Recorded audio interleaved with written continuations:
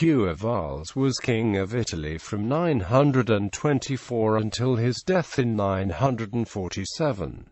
He was a Bosonid. During his reign, he empowered his relatives at the expense of the aristocracy and tried to establish a relationship with the Byzantine-Roman Empire. He had success in defending the realm from external enemies, but his domestic habits and policies, which showed some evidence of culture in an otherwise barbaric century, created many internal foes, and he was removed from power before his death. Early life. Hugh of Arles was born in 880/1, the eldest surviving son of Theobald, Count of Arles, and Bertha of Lotharingia. By inheritance, he was Count of Arles and Vienne, which made him one of the most important and influential nobles in the Kingdom of Provence. After the Emperor Louis III, who was also King of Provence, was captured, blinded, and exiled from Italy in 905. Hugh became his chief advisor and regent. By 911, most of the royal prerogatives were exercised by Hugh, and Louis ceded him the titles Dux of Provence and Marchio of the Viennois. He moved the capital to his family's chief seat of Arles, and in 912 married Willa, widow of Rudolph I of Burgundy. Hugh would then unsuccessfully attempt to take Burgundy from Rudolph's son, Rudolph II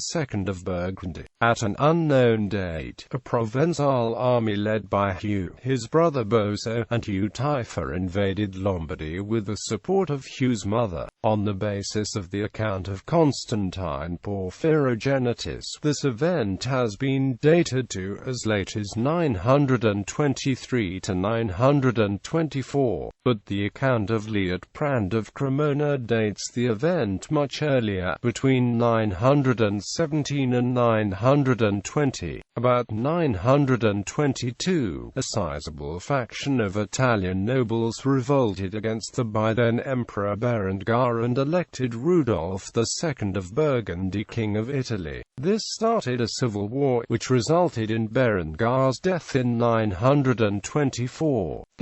Rather than accept Rudolph, Berengar's partisans now elected Hugh as king. Rudolph was ejected from Italy in 926 and Hugh crossed the Alps to be crowned. In his absence, Louis of Provence transferred his county of Vienne to Charles Constantine. Louis died on the 5th of June 928 and Hugh returned to Provence to sort out of succession. For whatever reasons, neither Charles Constantine nor Hugh was elected king, but Hugh annexed the kingdom to Italy de facto, issuing diplomata concerning Provence from his Italian chancery in a royal style. He also took control of the right to grant fiefs in Provence. During his early years of reign, Hugh somewhat improved the central administration of the kingdom, achieving rather more success against the Magyar raids that had been plaguing Italy for several decades. In September 928, Hugh met with Rudolph of France and Herbert II of Vermandois in Burgundy. Hugh granted Herbert's son Odo of Vienne in opposition to Charles Constantine. He was still in conflict with Rudolph of Burgundy and hoped to ally with the King of France against the Burgundian monarch.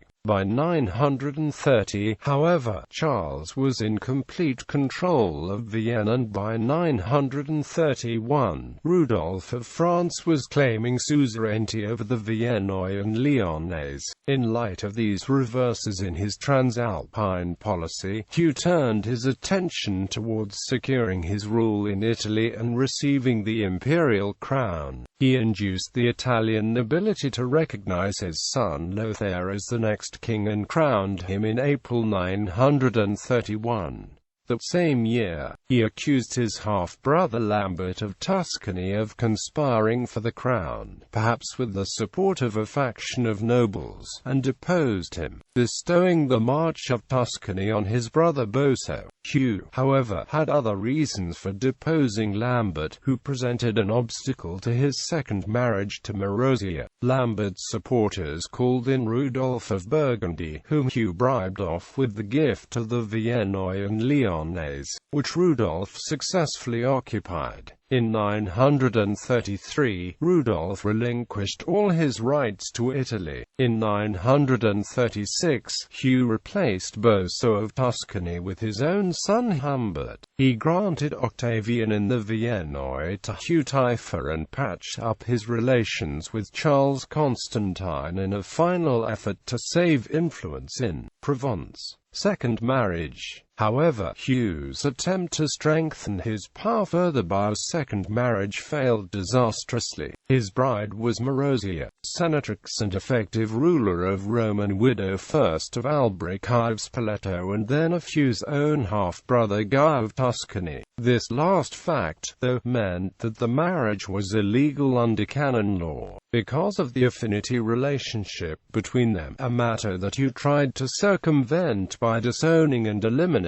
the descendants of his mother's second marriage and giving Tuscany to a relative on his father's side of the family, Boso. This in turn, however, alarmed Alberic II, Marozia's teenage son, a stepson from her first marriage, who, appealing to Roman distrust of the foreign troops Hugh had brought with him, launched a coup d'état during the wedding festivities. Hugh managed to flee the castle by sliding down a rope and rejoining his army, but Marozia was imprisoned until her death a few years later. Hugh's power in Italy was damaged but not destroyed by these events. To strengthen his hand in the affairs of Milan, he tonsured his younger illegitimate son, Tibal, to groom him for the position of Archbishop of Milan. However, the ancient cleric, Ardric, whom he installed pro tem, lived another 22 years. He continued to organize the fight against the Magyars and the Andalusian pirates based at Fraxinet in Provence. Active, if sometimes dubious, diplomacy paid off. He concluded a treaty with Rudolf in 933 by which Rudolf abandoned his claims to Italy in return for being handed Provence over the heads of Louis,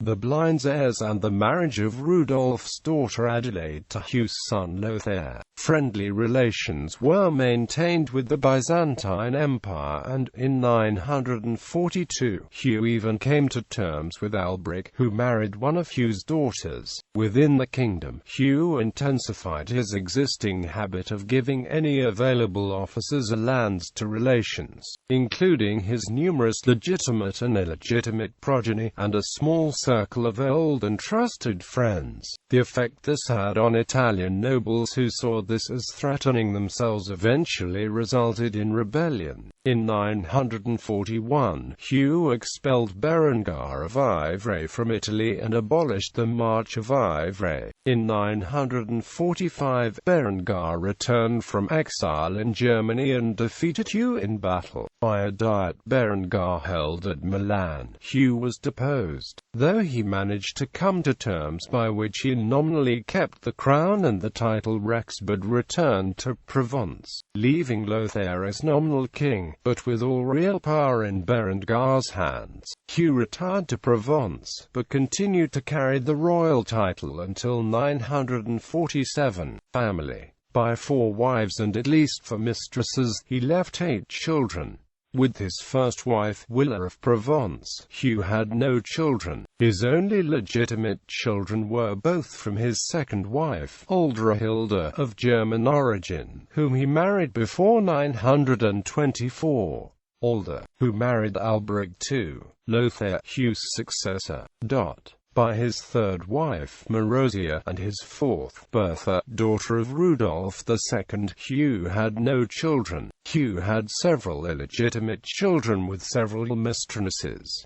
By a noblewoman named Wandelmoda, Hubert, Duke of Spoleto, to whom he gave Tuscany. By a low-born mistress named Pezzola, and whom the people called Venerum. Bertha, who married the Byzantine Emperor Romanos II and took the name Eudokia. She inherited her father's lands in Provence. Boso, who became Bishop of Piacenza and Imperial Chancellor.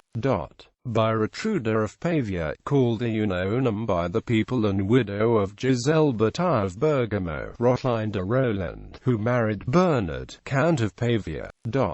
by a Roman woman named Stephanie, to whom the people gave the nickname Sir Tybalt, whom Hugh tried to make Archbishop of Milan.